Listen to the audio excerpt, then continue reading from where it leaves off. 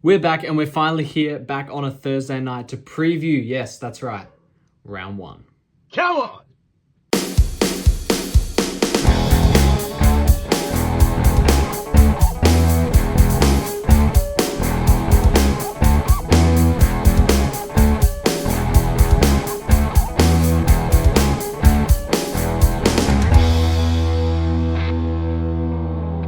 Hello and welcome back to Off the Mark, an AFL Fantasy Podcast. I'm Mason. I'm Casey and we're finally here.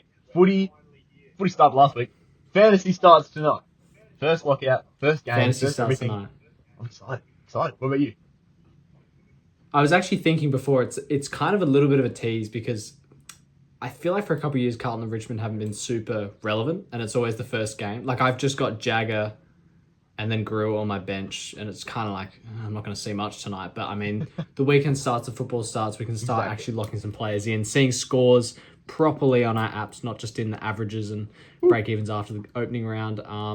Yeah, it's so exciting, and we've got a stacked lineup of all your favourite Thursday night segments that if you were a listener last year, you'll be used to. And of course, you can't see Casey at the moment. We figured that we're not in our usual studio tonight. And we will be next week, but send my video. Yeah, the video would have taken too long to edit and get Thingo, ready by the time the game comes out. So it'll just be me here tonight, but that's all right. You can still hear Casey, and he'll be giving you a bunch of info. So I thought tonight, because it is round one, we don't have to talk about trades and all that kind of stuff that we usually talk about on Thursday. Let's go through our teams, because now you and I had a fairly long phone call conversation yesterday, and we probably should have just recorded that and uploaded that, because I don't know about you, but I'm convinced that I have created the perfect side. I'm finally happy with my side. There is one possible move that I'm umming and ahhing about, but the rest is fine. So let's go through it, and we'll be posting our final teams as this episode drops just before the first bounce on Instagram. So go and follow us there at offthemarket.fantasy. But let's go through the defense. So we both have Rosie at D1. I don't actually. I got. Okay, we'll get to that when we get to some DPP action. So you've got Sinclair D1. Correct. Nice. So I've got him D2 and Rosie D1. Houston, you've got Houston. I do. Okay. Windsor, Blackiston, and then a rookie. Correct. So if I'm not mistaken, you have Colby McKercher at D2. That's the one, yes. Okay, so that's the only part we differ in the defense. I've got Rosie at D1, you've got McKercher at D2 there. And, well, let's not talk about rookies, because we will get into a segment that we'll discuss them in a second. So that's our defense. Looking pretty good. Happy with everything there. Let's dissect it. So Sinclair, let's talk about Sinclair. I think that he's probably the buyer player that I'm most excited about. I think that his role is so good. He doesn't have Nasiah back there. He's the number one guy now. There's so much upside. I mean, he's only priced at 102, 103, I think. So that's fantastic. He scored a 122 last week, break even 66 now. So he's going to make us some cash.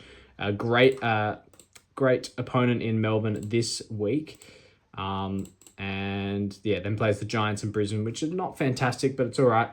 And then his bye. But yeah, I mean, I just think this is a great pick. I think the same. I think it's probably one of those guys who'll hold through the bye. Like, there's lots of talk, but if you listen to any podcast earlier on this year, I'm really heavy on not having bye players. And as I also called earlier on, that's all kind of gone out the window. But it's such an important part of fantasy. You can't underrate how much the buys affect scores and affect players and all of that sort of thing. And what got me onto it, what you were talking about last night, that really just hit me was break-even plays a really important part of this game for both cash generation and for just the fact that they're scoring well history-wise. So, like, they've got a couple of good games behind them. So you talk about Jack Sinclair, he's got a break-even of 66, priced at 100. So if he hits an 80, he still goes up in price, which I know up at the top there, it's probably not what we're looking at price-wise. But if Jack Sinclair starts to have a couple bad games and we're like, oh, actually we can't, and then we get him off at his bye, he's not going to drop in cash too much, if any. He's got that nice safety net of a 66 break even. That also, on the flip side, just boosts his score anyway. And if you want to trade off of him for a luxury reason, you're going to have more cash in his head. And that's I think it's a good reason why I've got Sinclair, and probably the good reason why the both of us have maybe the next bloke that we're going to talk about. Yeah, definitely. Well, with Sinclair and any other premiums on the buy that we're talking about, the break even is important. Not so much for like I'm looking to hold Sinclair. I think he'll be a player in my team once we hit round 24, hopefully, unless he stinks. Correct. And then I'll get rid of him. But I'm hoping that he's going to be a premium, that is going to be a top 6 defender. I'm banking on that. That's why I'm paying up for him, even though he has a buy. But the break even is important. And maybe we'll talk about, I don't think either of us have him, so maybe we'll just mention Nick Dacos, who has a round 2 buy, scored a 130 odd last week, low break even. My problem now with Dacos and why he possibly could still make my side, but I don't think he does. He gets unreachable after his buy because his break even's so low. He's going to go up so quickly. By the time he hits his buy, if he does another 120, 130 this weekend, he's going to be priced at about 112 as opposed to the 106 or 108 that he's priced at now. And I don't want to buy him then. So we look at someone like Sinclair. I mean, yeah, I'm off the top of my head, he looks like he's priced about 101, 102. I'm not willing to buy him priced at 109 probably is what he'll be at after his buy if he keeps his scoring trajectory, 110. That's not great. I'm getting, quite a few points of value here. So I think that is probably what we're thinking about with these premiums is, are they going to be unreachable after their buy? And if not, is their scoring worth kind of overriding that by, missing them? And I believe Sinclair is one of those players. But now the other side of it with the buy players is the value. And we'll talk about that with this next guy in Dan Houston. So he's $701,000 for our team, scored a 120, and now has a break even of minus 21, which is that's like a rookie break even. Yeah, that's fantastic. Oh, 100%. And I think that we can't ignore this value. Yeah, as we were talking about last night, I think this is here to stay as well in the fact that anyone who watched that Collingwood St Kilda game had to have realised how abnormally good everyone scored from Collingwood fantasy-wise. Like, everybody played a part. Like, they all scored highly. We were talking about it a little bit. Like, you had blokes like Billy Frampton taking 13 marks, like, all that sort of stuff. I think, from my professional point of view, I think that that's going to be something that Collingwood stick with, and that's going to be their new game style this year, is keep control, play the possession game, and get smart, good looks inside forward 50 rather than bombing it in every single time a midfielder gets the ball on their hands. So they're going to pass it around, look for a good option, get swinging that ball around. It's going to be like you're watching English Premier League soccer, where they just pass around the defense, waiting to get an attack going. I think that's kind of what their game's going to be like. Short 15-meter kicks inside the forward, inside the centre square from midfielder to midfielder, leading up into forward 50, that sort of stuff. I reckon they're going to play kick mark game. It's going to affect Collingwood game style, affect how they score, and affect how the people score against them, because they might turn into quite a hard team to score against if they play the possession game. Controversially, they're going to score so much more than all of the opponents. So your blokes like Dan Houston, you're both like Josh and Nick Dacos, those kind of guys, we're going to be looking at them. And it's really hard not to pick either of the Dacoses. But Houston, you just got to jump on that value. Yeah, and this is the thing is, so if he scores another, even if he just scores another 100, he will probably go up to about 800k. And the one question I want to ask you is, I hope that he's a keeper and that I can hold him over his buy, because I think that he's enough value if he is that kind of 90, 95, maybe even 100 guy to then hold over, priced at 67, I think he's priced at. What is your line now for him to score this week to have to hold him over his buy? For me, it's 90. So if he scores under 90, I think I'm trading him on his buy. Yeah, I was thinking the same thing. I was going about 90, 85 kind of thing. Thinking about that. For me, I'm more so interested in his role and Josh Dacos' role, and if that affects either of them, good or bad. I'll be looking at that from a footy perspective. Playing against Adelaide, they're a hard team to score against, or have been in the past. It's a new year, we don't know. So I won't, if the role looks really good and I reckon he's just been unlucky, like teammates have missed passes and that sort of stuff, I might lower the line to like an 80. Yeah, there's a lot of eye test stuff with this, Exactly. It's not just fantasy scoring. I want to see that that role as well. Yeah.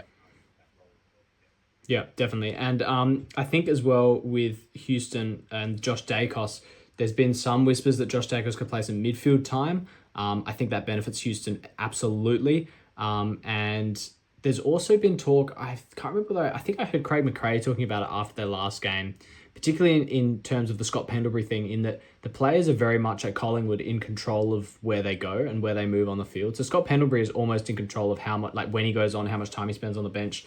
Players like Darcy Moore and Braden Maynard in the backline are apparently making the calls as to where everyone goes. And, you know, players like Houston and Dacos and all that are making the calls about where they go. From a fan... I'm not going to give my opinions on a football perspective. I mean, it's obviously worked for them last weekend. But from a fantasy perspective, I want a player like Dan Houston or Josh Dacos to go, I need to get my hands on the ball. I'm going to go and put myself on halfback, or I'm going to go and inject myself into the midfield. These players are going to have the ability to not be kind of Ross Lyoned, if that makes sense. Hopefully that makes sense. They're not going to be held back by their coach playing a role or something, because Houston can be hungry, and you'll know this better than me as a Port fan, but I feel like he's got a bit of hunger in him. Yeah, I think he can do it. Had 2 seasons averaging 90. There's no reason he can't do it again, if not more. So, 3 seasons, I think. 3 seasons, yeah, there you go. Yeah. Well, let's move on with the defense, and there's just a few locks here, I guess. Or let's talk about Colby, actually, because this is a decision that I'm playing up with, and it's between Colby and Windhager in the midfield. I'll talk Windhager when we get to our midfielders. Colby, so he's got this finger injury. We haven't seen him this preseason, which is a red flag. That's number 1 red flag. Number 2 flag is he's training in the midfield, but I'm saying that's maybe the flag's at half-mast. He's trained in the midfield all preseason. I don't think it's probably going to be an issue, and especially with the finger, I don't know if I'm Alistair Clarkson, I'm not going, yep, I want to play this guy who's not played a preseason game, who's freshly off a finger and probably should still miss this week, despite we're going to play him. I'm not going to throw him into a role where he has to tackle a bunch, where he's right into the thick of it. I'm going to play him free, loose off halfback. 1, where he played well last year, and 2, where he can just get easy possessions. I think that's, in my head, what works for them. I was thinking about this. For me, I've got Windhager and McKercher in the same team. I've dropped Parrish to have McKercher, who we'll talk about later. Yeah, okay. Actually, probably don't even need to talk about later. But for me, the thing with McKercher, he plays on the Sunday. And the other teams that play on the Sunday is the Port, and then Melbourne St Kilda, and then it's Gold Coast Essendon. So there's not much. Sorry, Gold Coast West Coast. So there's not much swing room in terms of people to pivot to that late in the rounds. Like, the ones that you would go, especially in the defence line, because DPP will be harder to use back then, would be you'd be looking at the blokes priced around the same as him. So like a McCarthy or a Bergman, or even a Perkins or something like that. So it's they play Friday. What I'm talking about. Anyway, for me, it's because I want to see if he's named first of all, obviously, but I want to see him. The coaches say he's confident. If they're like, oh yeah, he's good to play, all good, excited, all that sort of stuff. I want to see him warm up. I've got eyes on the game. I was supposed to go there with my mate, but he's just going instead, and so I'll have eyes on. I was like, oh, keep an eye out on Colby a couple of hours before the game when they're warming up and all that sort of stuff. See how he looks, see if he's running around or that sort of stuff. I want to see him. Same as Bergman as well. I want to see him moving around, because then between those two, I'm still hot on Bergman. Everyone jumped off of him because he had that foot injury, but foot injury or not, if he's in the team and he's playing against North Melbourne, West Coast, Essendon, St Kilda, that kind of crew, I'll want that in my side. It's as simple as that. Yeah, definitely. And that's my plan with Houston, is that if Houston doesn't perform well this week, I'm willing to jump off of him to a Bergman, and I guess now a Colby, because I don't have either.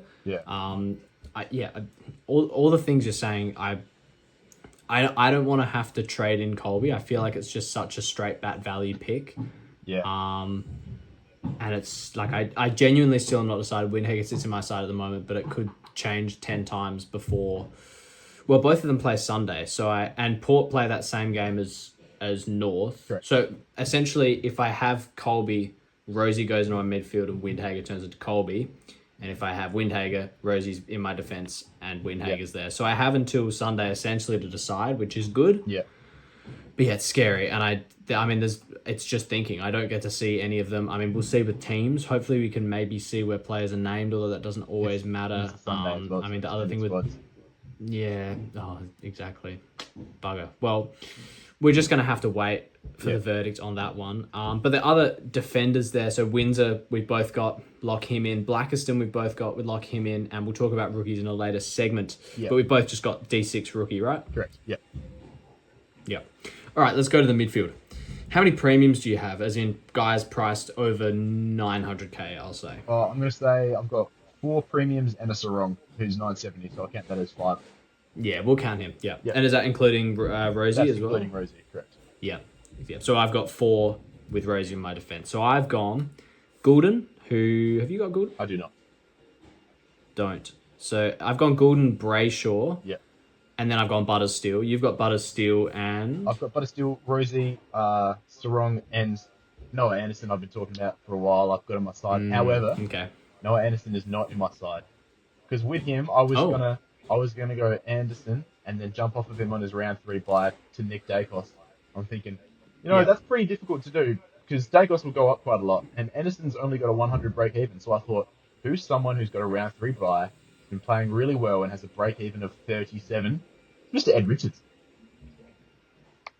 Oh, wow. That's a unique call, Yeah. but I don't mind it. 8% ownership. He scored 133 in a Dogs midfield who you said yourself on podcast on Monday, everybody eats and they always all get tons. I think They do. I can attest for that. They do. I don't really think there's anything wrong with picking him with the short mind to go to Dacos, or even just to hold. I think he's a really good player. He was underrated last year, so I don't mind that. Yeah, what's your thoughts? 37 break even as well. This is the thing with these premiums. We have to be, if you are planning to hold, especially a premium buy player, if you're planning to trade them off to another buy player, like you're saying, Anderson off on his round 3, or Dacos who comes back in round 3, you have to be willing to hold them. And if you're willing to hold Ed Richards, yeah, that's fine. I'm just gonna for you trace your mind back to last preseason and all the buy players and the planned trades. And I don't know if you did it, but I know as a Sam Taylor starter last year that this stuff doesn't often work out. And I've got my coins in that basket with Houston, and that is all I'm willing to do. And kind of McAndrew as well, even though it's not a buy play. That's a risky play. They're the only risky players that I'm willing to do. The rest I'm going safety in numbers and maybe a couple of premium uniques who shouldn't shit the bed like Brayshaw.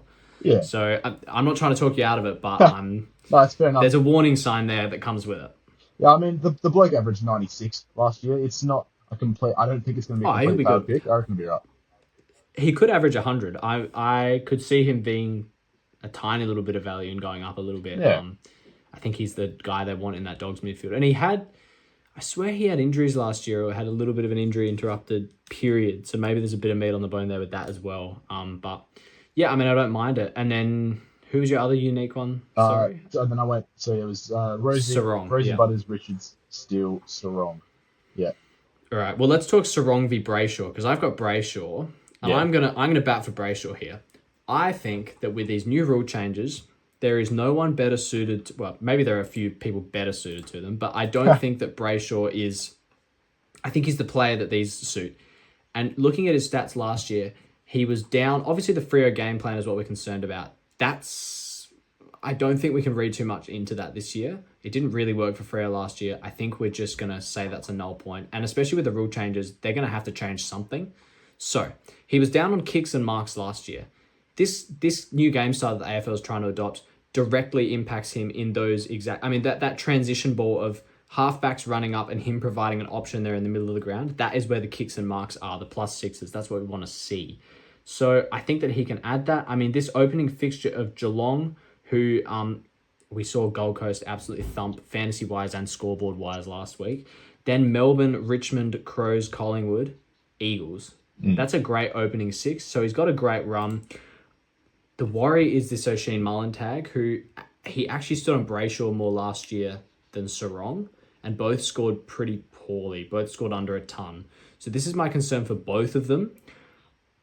Sarong, of course, you get the value because Brayshaw is priced at, what is he, probably about 102, 103. Yeah. And Sarong's priced at, he'd be about 94, 95. So yeah.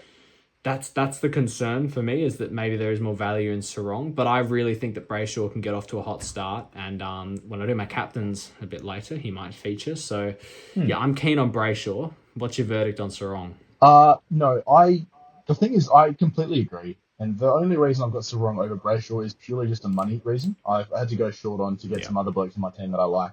if I had unlimited money, I would. Well, if I had unlimited money, I'd go Nick Dacos and Gordon and stuff. But if I had unlimited money, I would go Brayshaw over Sarong. I would love to see that. I have trialed that out a little bit. Like I like my team with Vicentini down to Cooper Tyler with a couple of those blokes up a little bit more. But Okay. I've backed Vicentini and I've backed that kind of vibe. And I reckon I agree with you. If you've got the price and you're tossing between the two, I'd go Brayshaw. But I don't fear Sarong as much as everyone does because of Ocean Mullen. I think he'll be okay.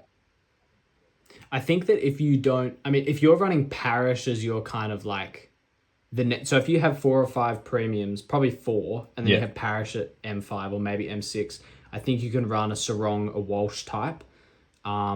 See, I have Windhager sitting there, so I'm not willing to go 2 of those kind of values if we're counting Windhager as an underpriced premium. Yeah. So that's why I like the look of the top 4 row of my field being those premiums, and the bottom 4 being maybe an underpriced premium, couple of mid prices, and a rookie. That's the structure that I'm willing to go with. So a lot of this fits into structure as well. But yeah, I mean, we both seem to think both are viable options, so that's good.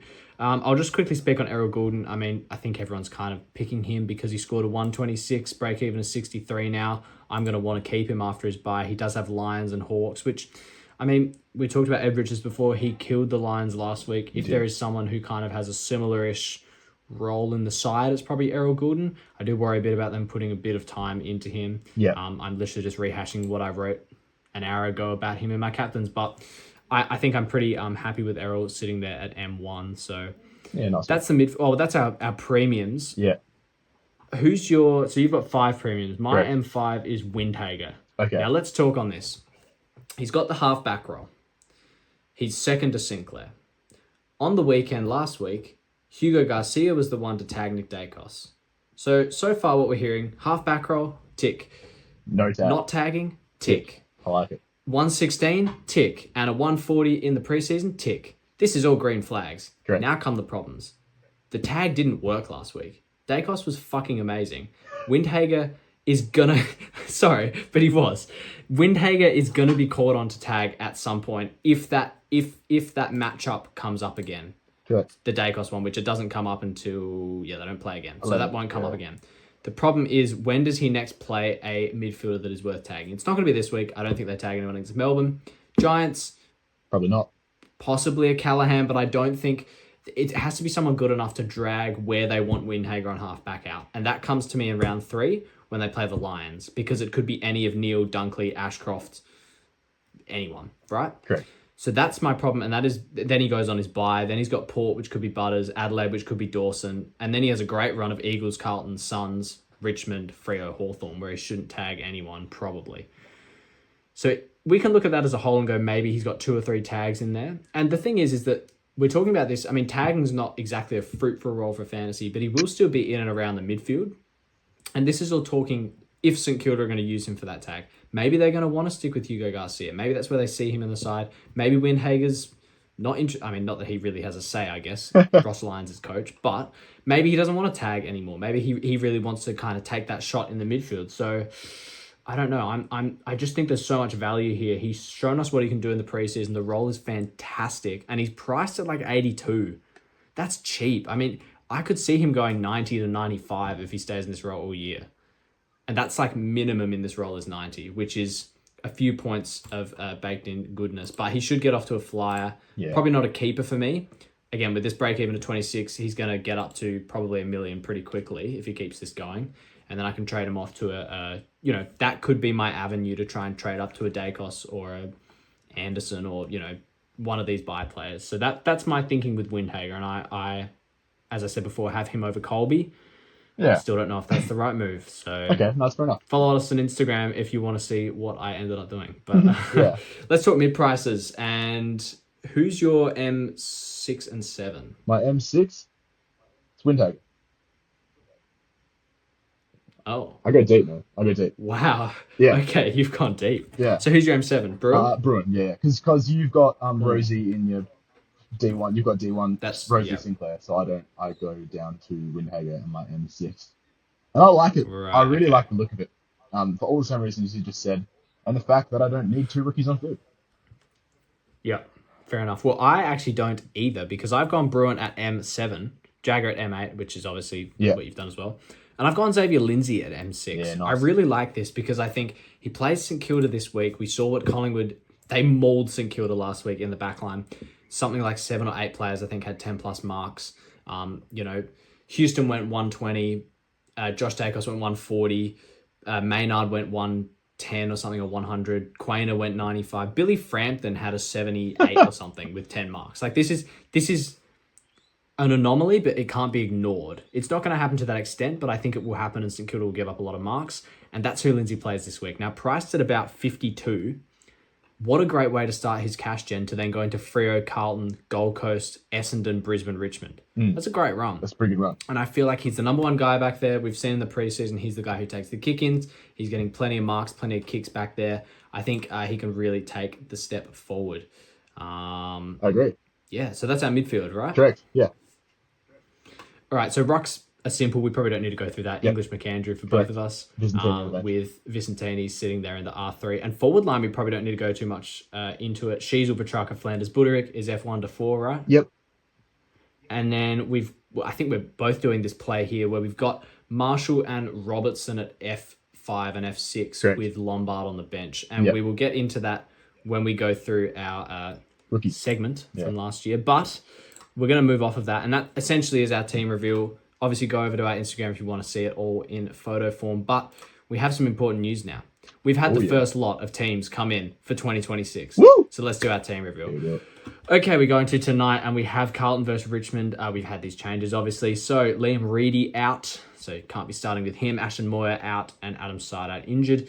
O'Keefe, Carroll, and Cowan come in. And for Richmond, obviously haven't played before. The only notable name there, I guess, that is Sam Grill. So we can definitely be looking at starting him. I think Sam Lawler there named in the midfield, which is good. Straight in the centre, I guess, good for us.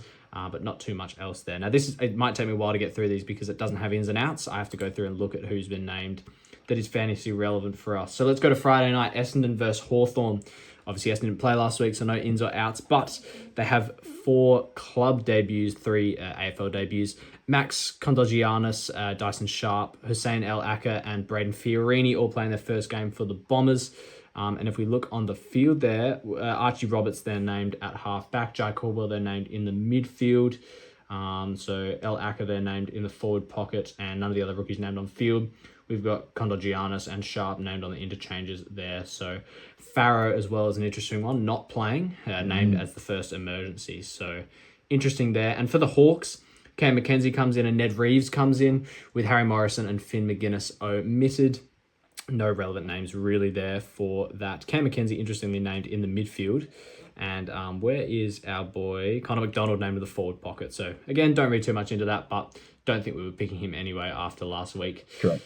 Let's move on to Saturday, and we go the Bulldogs versus the Giants. In for the Bulldogs is Riley Sanders and Will Lewis, with Jordan Croft and Artie Jones out injured. So Will Lewis, obviously a new player for them. Relevant names, we've got Tim English there named in the ruck. Kennedy and Ed Richards and Bont named there in the midfield. So there you go, Ed Richards for your name there. Lockie Jacks named in a back pocket with Buderick on a half back. And Michael Selwood as well, who is a popular defender rookie named on the interchange there. Other names for them, I don't think there's really anyone. So if we move over to the Giants, they've made no changes. So Clary named there in the midfield with Toby Green and Callahan as followers. Ashton Whitfield and Fonte all off half-back. So, yeah, that's pretty much as we saw it last week. Nothing surprising there. Roasted named on the bench. Into Saturday afternoon, Geelong v Fremantle. Geelong bring in Mitch Edwards, Patrick Dangerfield, and Jeremy Cameron. Some big ins for them. Ollie Henry dropped, James Warple injured, and Mitch Nevitt omitted, not opt. So Mitch Edwards, obviously that ruck coming in a 230k ruck for us. So he is playing if you were interested in that. Interesting names there for them. There's not really anyone we're looking at. Where is Tanner Bruin named? On the bench there. So that's interesting. And over to Freo. So the only new club debut is Judd McVie, who's named there on half back, with Jordan Clark on the other half back. Andy Brayshaw named there in the middle, with Luke Jackson and Caleb Sarong named as followers, and Sean Darcy there named as the ruck. Wow. So they've gone with Darcy and Jackson. Interesting. No Cox as far as I can see. No. Nope. Murphy Reed there named in the forward pocket, which is very interesting as well. I think probably we're not going there because Jackson playing midfield is too much of a concern. Yeah. Hayden Young is also named there as well, probably as that fourth midfielder. Keep an Other eye. names like Erasmus named there, O'Driscoll named there on the bench. That's what I So was gonna probably say. just a wait and watch for that I was one. going to say keep an eye on O'Driscoll. Yeah, definitely. Sydney versus Brisbane. The Swans have made no changes. So relevant players there. Errol Goulden named in the midfield. Grundy named there in the ruck. Warner as a follower as well. And McInerney in the midfield too, which is interesting if you're looking to play the break-even game with him in the forward line. Other players there. Jai Sarong named on the halfback. Interestingly, with Bice and Roberts named there on the wings. So Sarong definitely in favour there as per the team. And no other relevant players for us there. The Lions have made 5 changes. So Darcy Gardner, Harris Andrews, Zach Bailey out with suspension, and Hugh McCluggage and Logan Morris out injured. Oh, this is huge. In for them is Sam Draper, back early, Lincoln McCarthy, Dan Annable, James Tunstall, and Noah Ainsworth. So this becomes, wow. I did not think that Sam Draper would be playing that early. That is a huge curveball. Named in the forward pocket there with Darcy Fort named in the ruck. So yeah, Dunkley, Neil, Ashcroft named in the midfield. Other names there, we see Zorkov, halfback, Kitty Coleman in a back pocket. Zane Zakostelski keeps his spot at fullback, so as we thought, he probably takes over from Andrews while he's out. Annable named there on the bench, as well as Lincoln McCarthy, who could have that half-back role. But yeah, Zorko, Fletcher, and Wilmot, those 3 half-backs there. So yeah, well, we'll be talking about that once we get through this. Collingwood versus the Crows. The Pies have made no changes there. Nick Dacos named straight in the middle with Pendlebury and Perryman in the middle, which is interesting because McRae did talk today about Perryman possibly doing a role on Jordan Dawson. So definitely a watch for that if you are starting Jordan Dawson. Josh Dacos there named off halfback with Houston right next to him. And there's no other names there for us, I don't think.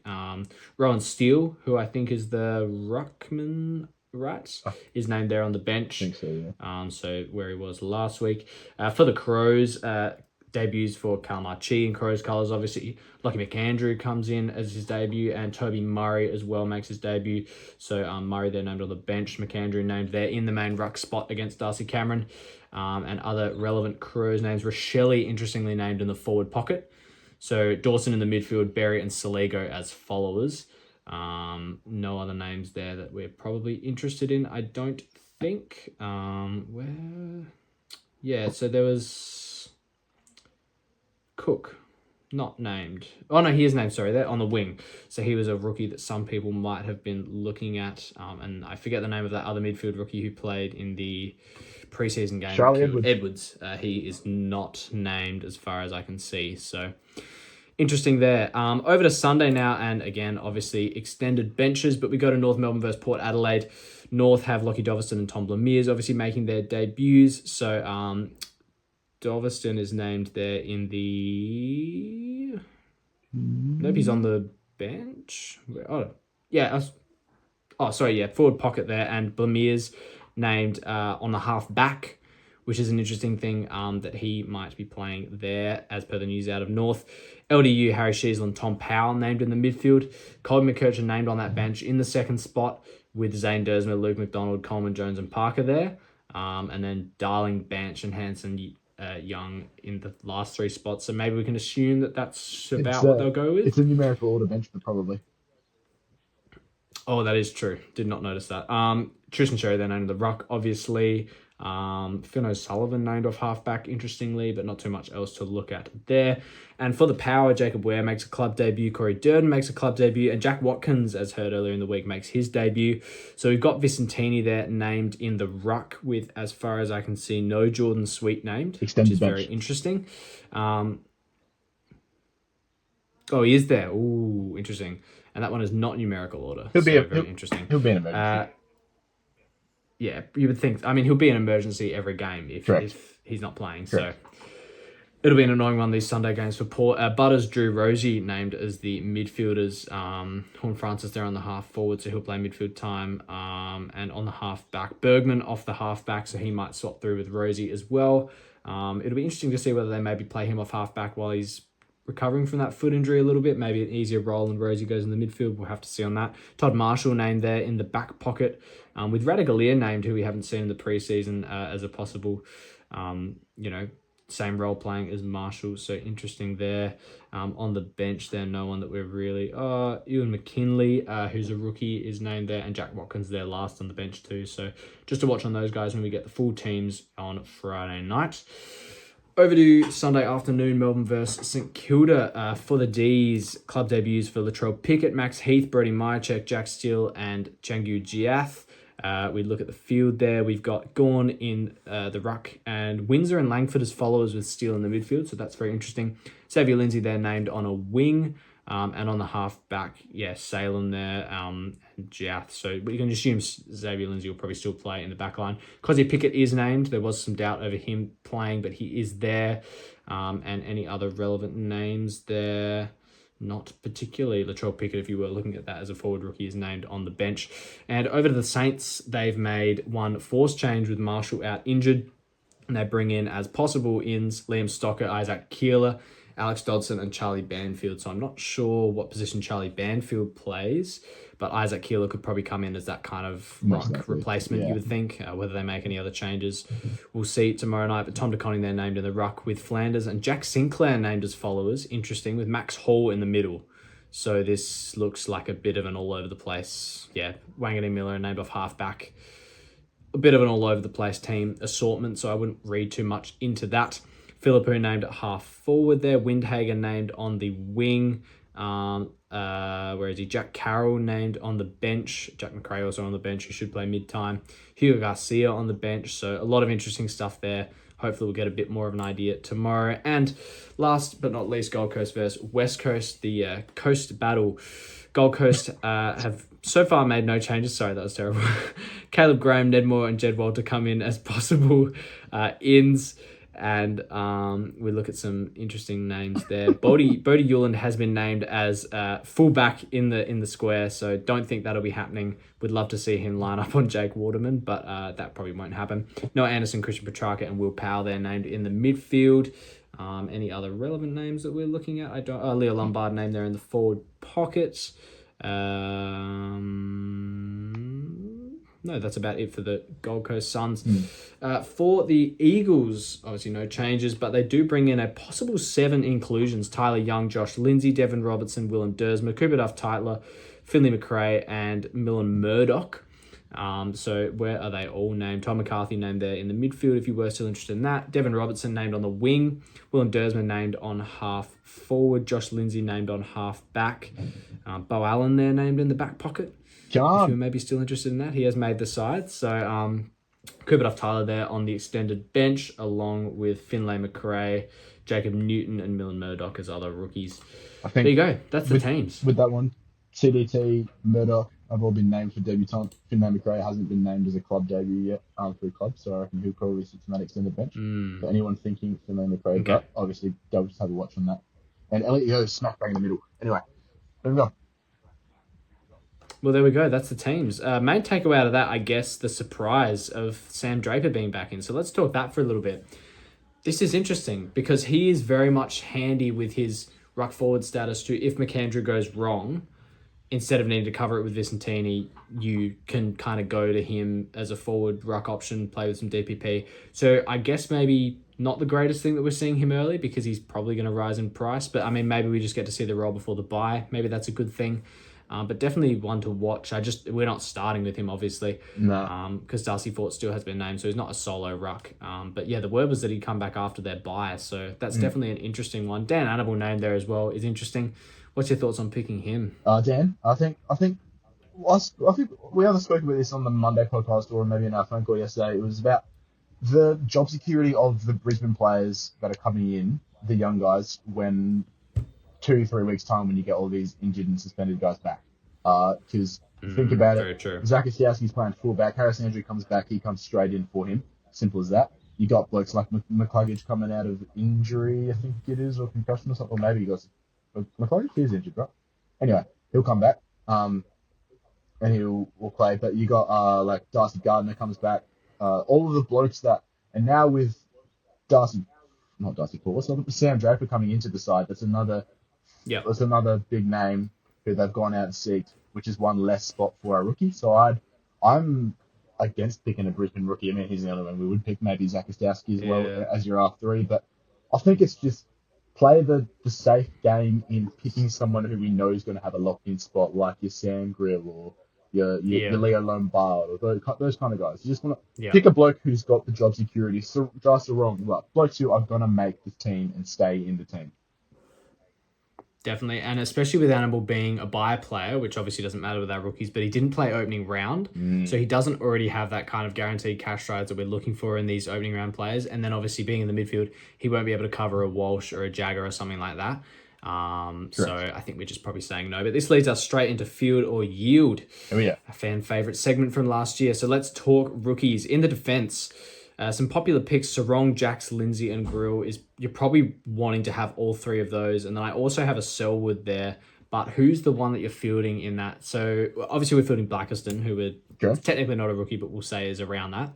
Who's your D6 at the moment? I've got just wrong. Just because we saw it last week in opening round and we saw it was good. We've seen the other guys in preseason like your Lindsay and your Grill, but as far as Selwood, Jax, and Sarong goes, I've got the most confidence in Sarong scoring, backing up what he did again.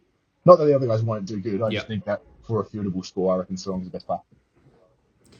Definitely, and Jax played Brisbane last week, who Sarong plays now this week, and scored pretty well. So I think I'd be pretty confident. Yeah, I've got Sarong sitting there at D6 as well, and especially we've already had a look at him, so I think that he's just the right guy to put there. But yeah, in the midfield, I mean, obviously we're fielding Jagger at M8. If you were having two or even possibly three rookies in the midfield, who of those other ones would you be interested? I've got Grill here as obviously DPP, Sharp, Blamiers, Carroll, and maybe any other names that pop up as well. Yeah, in a loss to Collingwood, where Collingwood played a possession game, and Carroll still got 73 points. I think it's a really good sign. I'm Yeah, kicking it's pretty myself good. that I don't have him cash-wise, although I'm literally 1K off of going from Grill to Carroll, which I'd arguably prefer scoring-wise. But anyway, so Carroll, I would be happy to play him on field if I had him, and you had that two rookies on field. I wouldn't be upset with that at all. Yeah, definitely. And I think probably if you're going another one, for me, it's probably Blamiers playing in a good role, midfield half back, but mostly half back, is probably the guy I would go with. And I mean, Grill is kind of the perfect guy for my utility spot at the moment, having that defender midfield status. I would like to see him and how he scores in a Richmond side first. I mean, Blamiers has shown us he gave that great 90 score in the preseason. So although we haven't seen him officially, that's a good start, I guess. And I'd be willing to field him if you need a third rookie in there to Carroll and Jagger. And then in the forward line, now let's talk what we were going to talk about in our team reveals, and it's Devrob, Marshall, and Lombard. So we both currently have Marshall F5 and Devrob F6, Correct. and then Lombard on the bench. We had a conversation about this last night. Essentially, the thinking behind this is that you can rotate the three of them based on matchups. And so if you think that Marshall and Lombard are going to score the best, you go those two. If you think that Devrob and Lombard are going to score the best one week, you go those two. And it essentially eliminates the problem of having to pick between Lawler, Reed, Rochelle, and that kind of group of players there. Correct. And you can, I have a Lindsay in my midfield instead, and I've gone down to Marshall at almost rookie price there. So that's what we're both doing there, I think, right? Yeah, I understand. And so who are you fielding this week? Who do you feel confident in? I feel confident in Marshall. I really do. Everyone's talking like Leon Lombard scored really well. Don't get me wrong. I think that's great, and he probably will again. But I'm so confident in Marshall, and I've got him at that juiced up price at $3.94. I'm so confident in the fact that Port will beat North Melbourne, and there will be waxing time that he will go 80 again. I reckon I could feel really confident in that 75 or 80. I reckon. Hey, we'll come back on the podcast on Monday and he scored a 45 and I look like an idiot, but I'm confident that he will. But yeah, and then I do go Dev Rob just because he's got that midfield type. So I've tossed up this question: who would you prefer, a midfielder or someone who plays West Coast in any position? It's usually the someone who plays West Coast, because the West Coast give up points every single place, every single on the field. But then again, I was so impressed with Dev Rob, how he played against Port Adelaide, even though they lost by 80 points or whatever it was. I was really impressed with the role he had and the maturity he had. Man, he scored really well in Brisbane's VFL side. I reckon he can score well again here and be an all right pick. So I've backed Dev Rob. Yes, we saw Lombard, but I'm happy to back Dev Rob this week. Yeah. Well, I'm actually happy to back Lombard at my F6. That's where I've got him at the moment. Yeah, nice. I think that the question of would you rather a midfielder or a guy who plays against West Coast, particularly a forward who plays against West Coast, who kicked 2 or 3 goals last week, I think, as well, and pushed up the ground, looked amazing. The other consideration we have to make is Devrob is a midfielder for West Coast, which is definitely something to note. And playing Gold Coast this week, who thumped, one of the premier sides of the last 10 or 20 years consistently in Geelong, they're going to, I'm sorry to say, but it's probably going to be a slaughtering of West Coast. And I feel like the ball won't be in Devrob's hands enough. So that's why I'm going Lombard over him.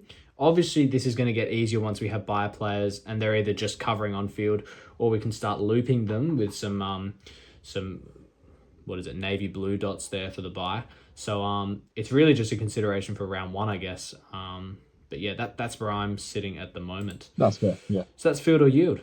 Yeah. Now I'm going to whiz through this little last bit before we go to watch the footy. So we've got Weather Watch. Not too much to talk about here. Carlton, Richmond and Essendon Hawthorn tonight and tomorrow night. Little chance of rain, should be fine. There's a bit of wind tonight, 25 to 40 kilometres an hour, 15 to 25 kilometres an hour tomorrow night. So should be fine conditions. Bulldogs v GWS on the Saturday is Marvel, so it doesn't matter for that. Geelong v Fremantle at GMHBA, no rain, light winds, perfect weather for that. Sydney v Brisbane at the SCG, no rain and light winds. Bit cloudy, but should be fine. Collingwood v Adelaide at the MCG, no rain, 15 to 20 kilometre winds, should be fine as well. And we move on to Sunday, North versus Port at Marvel, doesn't matter. Melbourne versus St Kilda at the MCG, no rain, 15 to 20 kilometre winds, warm. Gold Coast v West Coast at People First Stadium, low chance of rain, light winds, should be fine. So not too much to worry about there. Probably just tonight and tomorrow night, watch that rain. It's so low. I've missed this segment. I really have. I've missed it. Every time we do it, it's like, is it relevant? Is it not? And then we'll do it one week and it'll be the most relevant it ever has been. It's but then again, name another podcast that's doing Weather Watch. Oh, exactly. And the 1 week that it pisses down with rain, everyone will be tuning into Weather Watch. I can tell you that the numbers, we get maybe 10 listens, 15 listens, 8 listens. Bang a rainy weekend, and we got up to about 3,000. So look out. If you couldn't tell, that was quite obviously a joke. All right, let's go into captains then. So I went through some good matchups for this week. Carlton playing Richmond, so someone like a Sam Walsh, even maybe Jagger Smith. Hawthorn versus Essendon, but we don't really have anyone there. Freo versus Geelong, like a Brayshaw, a Sarong, a Jackson, although do watch that Oisin Mullen tag. Essendon versus Melbourne. So it's not Melbourne. Hawthorn. Zach Merritt should be good there. Port versus North. Butters should be good, but not Rosie, because North are actually were last year quite hard for defenders. So maybe watch that. Although Rosie's named in the midfield, so maybe you could still do it. And St Kilda playing Melbourne, and Melbourne then playing St Kilda. So for Saints, Sinclair should be good. Flanders should be good, and for Melbourne, Steele should be good. Onto Rucks. English should be good against Giants and Briggs. Maybe a little watch on Riccardi, I guess, but he should destroy them. Jackson, I did right. If he was the ruck, would be good against Geelong. He probably is still good as a midfielder anyway against Geelong. So Grundy versus Brisbane should be good, although maybe that's not as good now because of Draper being in. He will get double teamed. Cameron versus the Crows should be great. McAndrew there should be an easy matchup. And Sherry versus Port, Vicentini is usually an easy matchup as well. So let's get into the top 8 captains, and I'll just start off with a little honourable mention. Oh, okay. So you've written a note here. I did my homework. Is Jagger Smith a crazy option? And then I've written yes, it is. Yes, Casey's written yes, it is - Casey. We don't get a VC this week is the thing we have to remember, because unless you're starting a red dot in the ruck, which I think most people aren't, whether you're doing the McAndrew play or not, we don't get to loop anything. So if you get a vice captain score that's really good, you're either going to have to trade in a red dot, which, I mean, if someone goes 150, you probably just want to do that. But so we're still going to put a vice captain on someone. Richmond, a great matchup for Jagger Smith. He's played his first game now. All the nerves are out. He's the type of guy to be driven off a horrific loss that Carlton had last week. I think this is maybe just a little fun VC. We watch it tonight. Oh, he goes 150. It's hopefully it's pretty unique. I think he could go anywhere from 90 to up to 120. It was a bit of a joke. We're not doing that, I don't think. So let's get into our proper top 8. And at number 8, Sam Walsh in that same game should be good. Had a 99 last week. We're getting tagged by Jordan, so he should be good. He'll run free against Richmond. Only had an 84 last year in round 1, but a 132 in 2024 against the Tigers is nice. I'm expecting a 110 to a 120 there. Number 7, Nick Dacos. So he played the Crows 3 times last year for scores of 88, 106, and then 96 in that final. So not great.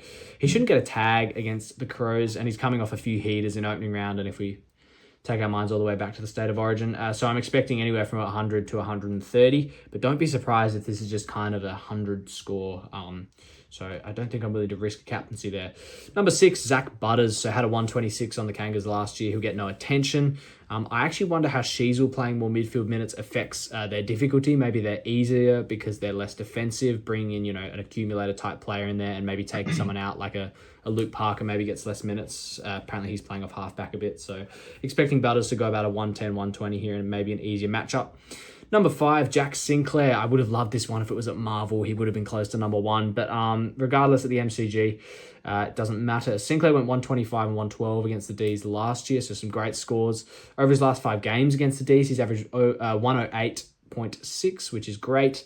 He was huge last week, huge in the preseason, hasn't put a foot wrong. Expecting a 105 to a 125 there. Number 4, I've got Andy Brayshaw against Geelong. Surely, I think my thoughts is that the tag goes to Sarong, probably. Okay, yeah. It went to Brayshaw last year, but I think that especially with... Who do you see out of Brayshaw and Sarong being more of a Petrarca type who absolutely mauled Geelong last week? Brayshaw, 100%. You reckon? Because I feel like Sarong goes forward more. I was going to say other way around. Sarong goes outside more, whereas Brayshaw, you see him kicking goals. Yeah, it's an interesting one. Maybe it's one that, whatever you feel like, but I do have Andy Brayshaw here because I think that +6 territory, his outside game should be good for him.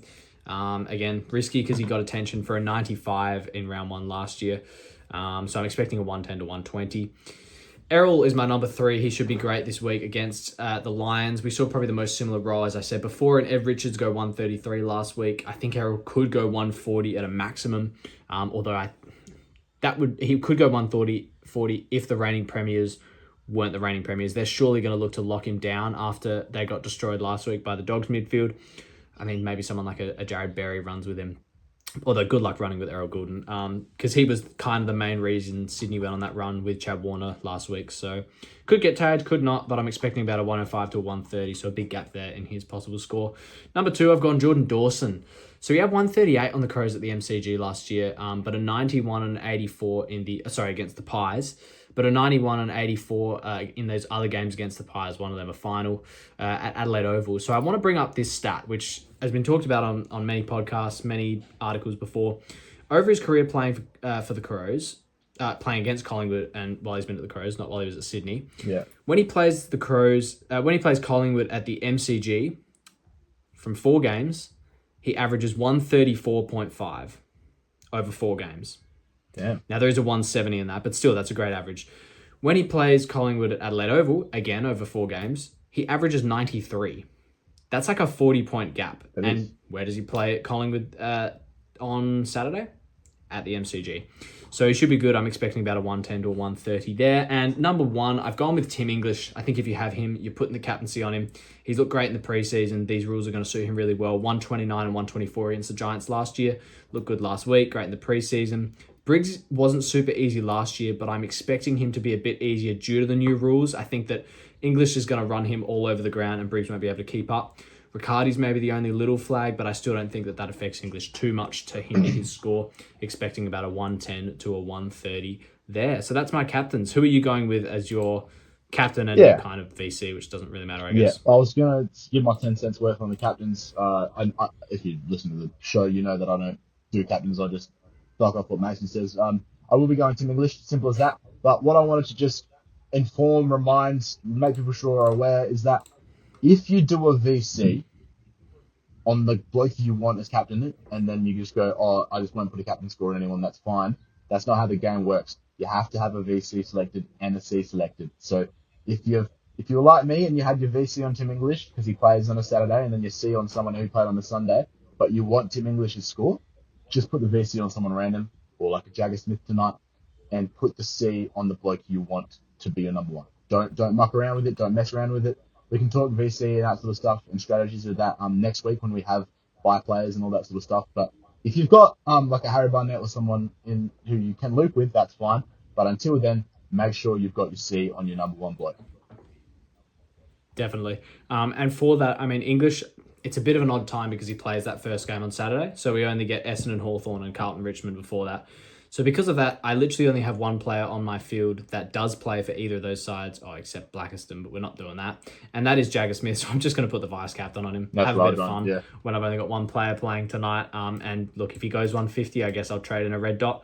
And then obviously captain on Tim English there. But yeah, plenty of good options this week, I think. For sure. And it'll be easier once we get a bit of a see how all the teams are playing, what the difficulties of them are. And I haven't talked much about fixture difficulty table tonight. That will be coming out in the next few weeks because we haven't seen much from any of the teams. But I'm going to change the formula up a bit, make it slightly less statistical, a little bit more on opinion and just eyes.